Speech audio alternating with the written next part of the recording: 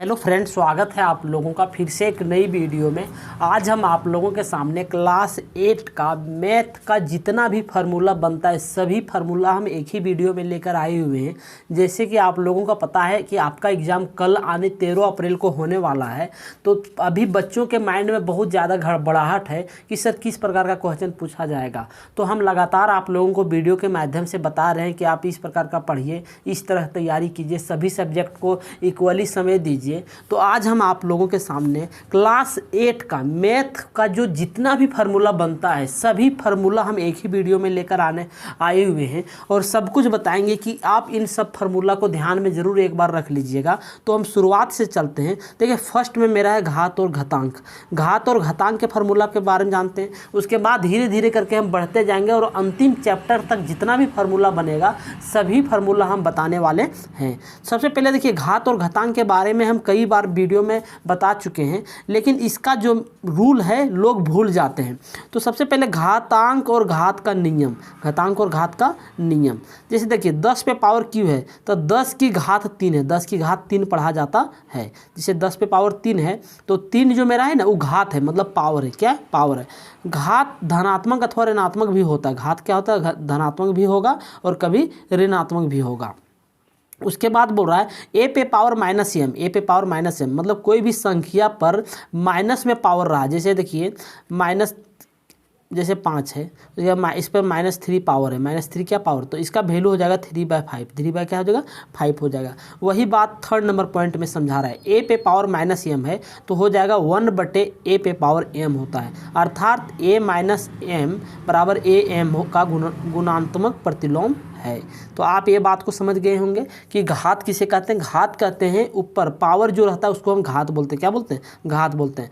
और घात जो होता है धनात्मक में भी होगा, ऋणात्मक में भी होगा। और जब कभी भी घात मतलब पावर जो है कभी भी माइनस में रहेगा तो उसका जब इसका सॉल्व करेंगे तो माइनस के बदले ऊपर में 1 चला जाएगा और ए पे पावर क्या हो जाएगा? एम हो जाएगा। अब इसका देखिए कितना प्रकार का रूल है। ये टोटल इसका 5-6 फार्मूला होता है। इन सभी फार्मूलों को जरूर ध्यान से आप देख लीजिए। देखिए घात के नियम, इसमें क्या है? ए पे पावर m प्लस ए पे पावर n। तो इसका जो आंसर होगा, मतलब इसका जो फार्मूला लिख लेगा ए पे पावर m प्लस n, मतलब बेस सेम है और पावर अलग अलग है। देखिए बेस सेम है और पावर क्या? अलग अलग। जब बेस सेम रहेगा पावर अलग अलग रहेगा तो पावर जुटेगा। पावर क्या हो जाएगा? जुटेगा। तो पावर जुट गया। जैसे देखिए ए पे पावर m प्लस ए पे पावर n है तो देखिए पावर अलग अलग था तो जुट गया, ए पे पावर m प्लस n हो गया। उसी प्रकार सेकंड नंबर ए पे पावर m बटे, मतलब भागे में है ए पे पावर n, तो जब भागे में रहेगा तो घट जाएगा, भागे में रहेगा तो पावर क्या हो जाएगा? घटेगा। देखिए बेस सेम है लेकिन पावर क्या है? अलग अलग है। तो बेस सेम पावर अलग अलग है तो पावर घटेगा। क्या है? घटेगा। और वो भागे में रहना चाहिए तो भागे में है। और देखिए पावर के ऊपर पावर रहेगा तो पावर गुना हो जाएगा। ए पे पावर m इंटू n तो हो जाएगा ए पे पावर m इंटू n हो जाएगा। तो थर्ड नंबर देख लिए। फोर्थ नंबर बोल रहा है ए पे पावर m और b पे पावर m, मतलब इसमें देखिए बेस अलग अलग है लेकिन पावर सेम है। पावर क्या? सेम है। बेस अलग अलग पावर सेम रहेगा तो क्या हो जाएगा? दोनों ए बी मतलब दोनों का जो बेस है वो गुना हो जाएगा और पावर 1 हो जाएगा। पावर क्या हो जाएगा? 1 हो जाएगा। उसी प्रकार 5 नंबर देख लीजिए कि क्या है इसमें पावर सेम है लेकिन बेस अलग अलग है तो क्या हो जाएगा? दोनों बेस जो है का पावर 1 हो जाएगा, मतलब ए पे पावर m बटे ए पे बी पे पावर m तो हो जाएगा ए बी पे पावर m हो जाएगा। और देखिए जब कभी भी पावर 0 रहेगा उसका वैल्यू 1 हो जाएगा। क्या हो जाएगा? 1 हो जाएगा। और इसका देखिए पावर जो है माइनस में है तो देखिए b जो नीचे था चला गया ऊपर और a जो नीचे था चला आया नीचे। देखिए पावर माइनस में था चला हो गया प्लस में हो गया। ये बात आपको समझ में आ गया होगा। और देखिए इसके बाद बोला है a पे पावर m बराबर b पे पावर m है तो a और b आपस में बराबर हो जाएगा।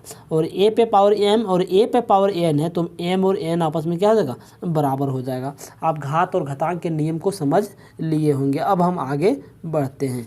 देखिए उसके बाद कुछ फार्मूला है, आप इन सभी फार्मूला को बखूबी जान रहे होंगे, फिर भी हम रिमाइंड करा देते हैं आप लोगों को।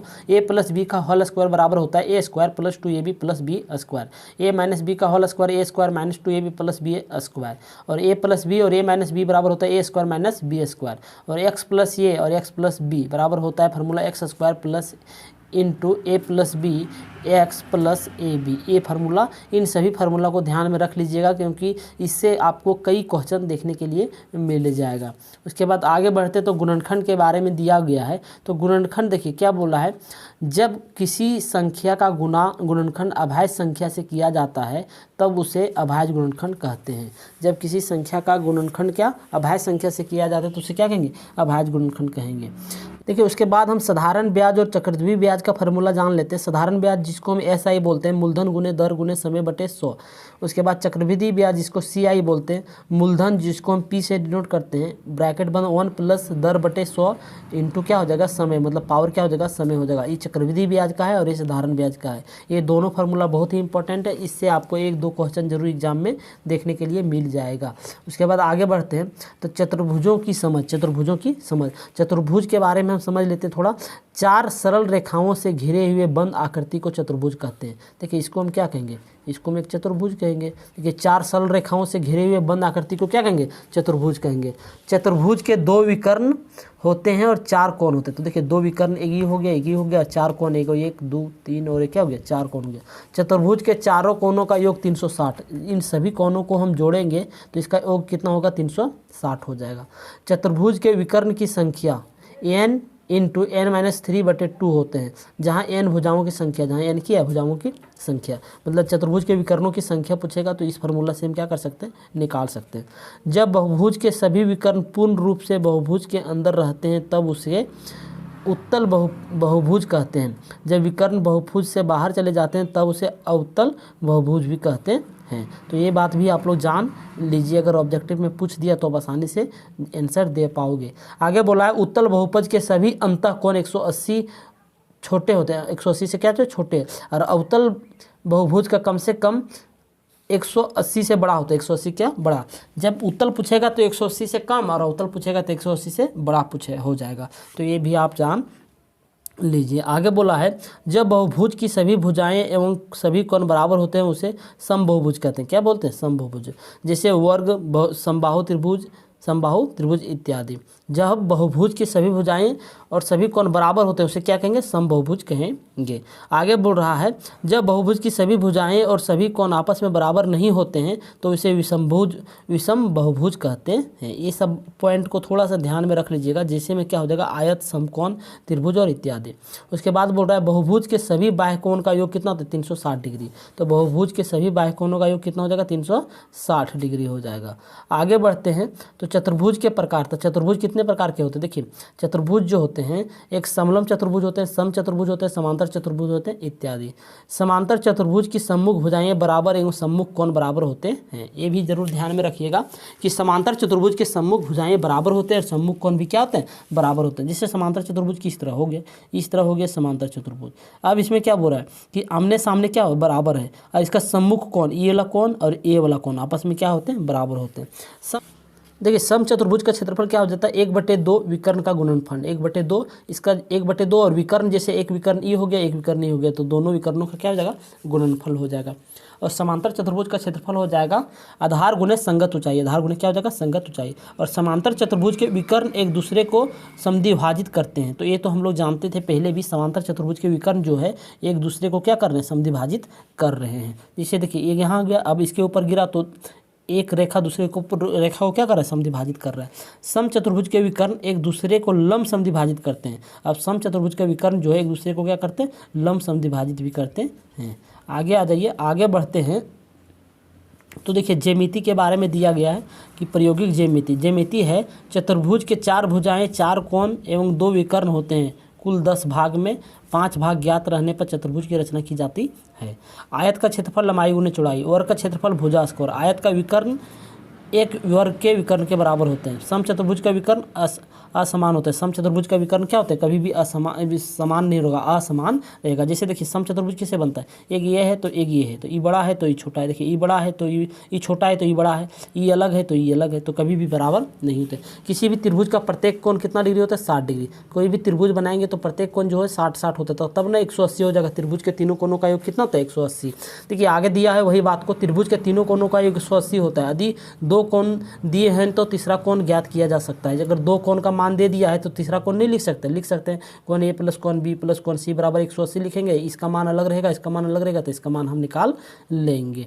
उसके बाद देखिए आगे लिखा है त्रिविमीय आकृति का क्षेत्रफल। त्रिविमीय आकृति का क्षेत्रफल, जिस आकृति के तीन विमाएँ जैसे लंबाई चौड़ाई ऊंचाई होती है उसे त्रिविमीय आकृति कहते हैं। तो जिसमें तीन विमाएँ होते हैं, जैसे घन हो गया, घनाभ हो गया, बेलन हो गया। देखिए क्या बोला, जिस आकृति के तीन विमाएँ होते हैं उसे लंबाई चौड़ाई ऊंचाई होती है उसे हम क्या कहते हैं, त्रिविमीय आकृति। तो घन, घनाभ और बेलन इसका उदाहरण हो गया। घन में 6 सतह 12 किनारे और 8 कोने होते हैं। घन में कितना सतह बोले, 6 सतह। तो देखिए घन कैसे बनता है, इस तरह करके घन बनता है। आप लोग तो पहले भी जानते होंगे। ये मेरा क्या बन गया, घन बन गया। तो घन में कितना सतह हो गया, 6 सतह और 12 किनारे और 8 कोण होते हैं। 8 क्या होता है, कोण होते हैं। और प्रत्येक वर्गाकार होता है। प्रत्येक क्या होता है, वर्गाकार होता है। तो ये भी बात आप जान लीजिए। घनाभ में भी 6 सतह 12 किनारे और 8 कोण होते हैं। प्रत्येक सतह आयताकार होता है। इसका वर्गाकार होता है और इसमें क्या होता है, आयताकार, क्योंकि घनाभ जो बनता है थोड़ा बड़ा बनता है, इस तरह करके बनता है। तो ये थोड़ा क्या हो गया, बड़ा। तो इसका आयताकार हो गया और इसका क्या हो गया, वर्गाकार हो गया। उसके बाद आगे क्या बोला, आगे बोला है यदि घन की लंबाई l, घन की लंबाई क्या बोला, l, और चौड़ाई जो है b और ऊंचाई h है तो कुल पृष्ठीय क्षेत्रफल क्या होता है, घनाभ का कुल पृष्ठीय क्षेत्रफल 2 into L B, B H और एच एल। और पार्श्व पृष्ठीय क्षेत्रफल बोलेगा तो 2 into L plus B into क्या हो जाएगा, एच हो जाएगा। यदि घन की एक भुजा की लंबाई l हो तो कुल पृष्ठीय क्षेत्रफल, घन का कुल पृष्ठीय क्षेत्रफल होगा 6l स्क्वायर और पार्श्व पृष्ठीय क्षेत्रफल हो जाएगा 4l स्क्वायर। और बेलन का पृष्ठीय क्षेत्रफल क्या हो जाएगा, 2 पाई आर एच। बेलन का क्या हो जाएगा, 2 पाई आर एच। उसके बाद बोला है बेलन का संपूर्ण पृष्ठीय क्षेत्रफल क्या हो जाएगा, 2 pi r into h plus r हो जाएगा। और घनाभ का आयतन क्या हो जाएगा, एल इंटू बी गुने एच हो जाएगा। तो घनाभ का आयतन ए हो गया। उसके बाद हो गया घन का आयतन। तो घन का आयतन क्या हो जाएगा, ए क्यू। क्या हो जाएगा, ए क्यू। तो एल लिखा है तो एल क्यू हो गया। घन का आयतन क्या हो जाएगा, ए क्यू हो गया। उसके बाद आगे कुछ फार्मूला हम देख लेते हैं। मेंसुरेशन का फार्मूला है, वृत्त का क्षेत्रफल क्या होता है, पाई आर स्क्वायर, और वृत्त का परिधि 2 पाई आर, वृत्त का व्यास 2r, वृत्त का त्रिज्या d/2। आप लोग को पता है कि व्यास जो होता है दुगुना और त्रिज्या जो होता है व्यास का आधा हो जाता है। उसके बाद देखिए त्रिज्यखंड का क्षेत्रफल ए आपका नहीं है, ये तो आपसे नहीं पूछा जाएगा। आयत का, घन का आयतन एक ही हो जाएगा। उसके बाद देखिए घन का कुल पृष्ठीय क्षेत्रफल 6l स्क्वायर, घनाभ का आयतन l गुने बी गुने एच, और घनाभ का कुल पृष्ठीय क्षेत्रफल 2 इंटू एल बी एच है। और घनाभ का वक्र पृष्ठीय क्षेत्रफल 2h l प्लस बी हो गया। उसके बाद बेलन का पृष्ठीय क्षेत्रफल 2 पाई आर एच, बेलन का संपूर्ण पृष्ठीय क्षेत्रफल 2 pi r into r plus h हो जाएगा। उसके बाद हो गया बेलन का आयतन पाई आर स्क्वायर एच, और शंकु का वक्र पृष्ठीय क्षेत्रफल पाई आर एल। शंकु का आयतन 1/3 पाई आर स्क्वायर एच। शंकु का कुल पृष्ठीय क्षेत्रफल क्या हो जाएगा, देखिए कुल पृष्ठीय क्षेत्रफल क्या होता है, pi r into L plus r हो जाएगा। और शंकु का त्रिज्यक ऊंचाई हो जाएगा H square minus R1 minus R2 पर क्या हो जाएगा, स्क्वायर हो जाएगा। उसके बाद आ जाइए थोड़ा सा कोण के बारे में समझ लेते हैं। संपूर्ण कोण, संपूर्ण कोण मतलब कंप्लीट एंगल, मतलब 360 डिग्री का कोण बनाएगा उसे हम क्या कहेंगे, संपूर्ण कोण बोलेंगे। पूरक कोण कैसे कहते हैं, तो पूरक कोण के बारे में हम पहले भी बता चुके हैं। बोलते हैं यदि दो कोणों का योग 90, दो कोणों का योग कितना देर 90 हो जाएगा तो उसे हम पूरक कोण कहते हैं। क्या कहते हैं, पूरक कोण। देखिए दो कोणों के जो बाद एक 50 हो गया, एक 40, जोड़ने के बाद 90 हो गया, तो यह एक पूरक कोण हो गया। संपूरक कोण जिसको दो कोणों को जोड़ने के बाद 180, जिसे 100 और 80 जोड़े तो 180 हो जाए, उसे हम संपूरक कोण हो जाएगा। क्या हो जाएगा, संपूरक कोण हो जाएगा। समकोण किसे कहते हैं, जिस कोण का मान 90 हो उसे क्या कहेंगे, समकोण कहेंगे। तो देखिए यहाँ इस कोण का मान कितना है, 90 है, तो उसे क्या कहेंगे, समकोण कहेंगे। अधिक कोण किसे कहते हैं, अधिक कोण जो 90 डिग्री से अधिक और 180 डिग्री से कम हो उसे हम क्या कहेंगे, अधिक कोण कहेंगे। देखिए 90 डिग्री से अधिक है, 180 से कम उसे क्या कहेंगे, अधिक कोण। ये सब ऑब्जेक्टिव में आपको पूछ देगा। उसके बाद सरल कोण तो रिज्जु कोण, जिस कोण का मान 180 होता है उसे हम सरल कोण तो रिज्जु कोण कहते हैं। देखिए 180 है उसको क्या कहेंगे, सरल कोण तो रिज्जु कोण। 5 नंबर पे आ जाइए, बृहद कोण तो प्रतिवर्ती कोण, जिसको कहते हैं रिफ्लेक्स एंगल। जिस कोण का मान 180 से अधिक और 360 से कम हो उसे क्या कहेंगे, बृहद कोण कहेंगे। उसके बाद आगे आ जाइए, आगे फिर देखिए रेखा है।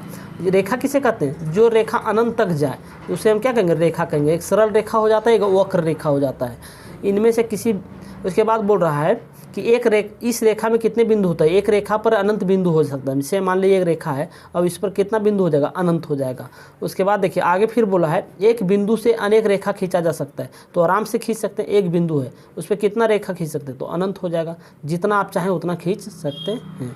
कोण किसे कहते हैं, कोण कहते हैं दो किरणों के मध्य के झुकाव को क्या कहेंगे, कोण कहेंगे। दो किरणों के मध्य के झुकाव को क्या कहेंगे, कोण कहेंगे। देखिए यहाँ सब जगह यहाँ पे कोण बन रहा है। कोण के प्रकार, कोण कितने प्रकार के होते हैं, देखिए जिस कोण का मान 90 से कम हो उसे न्यून कोण कहते हैं। क्या कहते हैं, न्यून कोण। पहला हो गया न्यून कोण। कोण के प्रकार हम देख रहे हैं, तो पहला क्या हो गया, न्यून कोण हो गया। उसके बाद आगे बढ़ेंगे, उसके बाद हम कुछ अलजेब्रा का और सूत्र को देख लेते हैं। देखिए लिस्ट ऑफ फार्मूला है, कुछ अलजेब्रा का फार्मूला को और देख लेते हैं। हम पहले भी देखे थे लेकिन इसमें थोड़ा ज़्यादा है, तो देख लेते हैं सभी को। ए प्लस बी का होल स्क्वायर तो आप लोग सब लोग जान रहे हैं, a square plus 2ab plus B square. A minus B का क्या हो जाएगा, a square minus 2ab plus B square. A square minus B square का क्या हो जाएगा, ए प्लस बी और ए माइनस बी हो जाएगा। उसके बाद a square plus B square, तो a square plus B square का क्या हो जाएगा, a plus B square minus 2ab। और ए प्लस सी का होल स्क्वायर क्या हो जाएगा, a plus b plus c का whole square, a square plus B square plus c square plus 2ab plus 2bc plus 2c ये हो जाएगा। उसके बाद आगे आ जाइए, तो आगे देखिए ए प्लस बी का होल क्यू। ये सभी फार्मूला जो है बड़ा ही इंपॉर्टेंट है, इन सभी फार्मूला को देख लीजिए। ए प्लस बी का होल क्यू, ए माइनस बी का होल क्यू, ये सभी जो है बड़ा ही इंपॉर्टेंट है। वीडियो लंबा बन जाएगा इसलिए हम सबको पढ़ नहीं रहे, आपको दिखा देते हैं। ये सभी फार्मूला को आप ज़रूर एक बार देख लीजिए।